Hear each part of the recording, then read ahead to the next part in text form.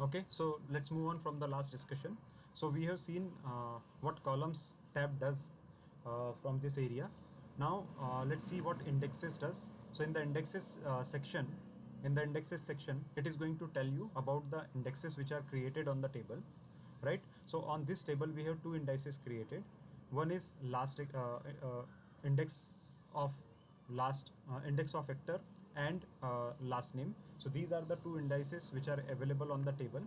If you want to check it whether they are whether they are actually created or not, so we have to click the table. As soon as you click the option, so you can see on last name the column is checked, and it has indexed as ascending order. If you want to change it to descending, you can change it to descending as well, right?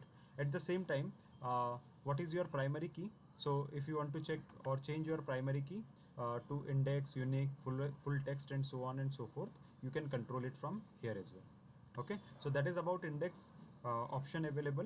Then foreign key, if you would have defined any foreign key, then you can see at this navigation and change it. Now what is foreign key is something again we are going to discuss in SQL admin tutorials.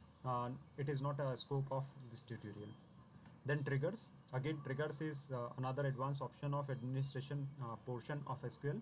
But if you want to add a trigger before insert, after insert, before update, after update, and so on and so forth, so you can do it from this navigation. What you have to do is just you need to click this plus sign. If you are clicking a plus sign, then you can see a definition panel where you can define the trigger that after in actor field before insert what should happen.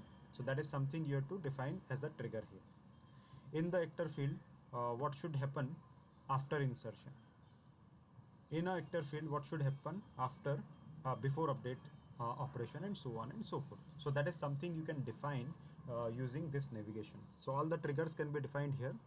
Now another advanced topic is partitioning. If you want to partition the table, you can do it from this navigation without even writing a single query.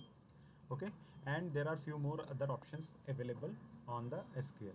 All right, so that is about the information panel and the settings option over here.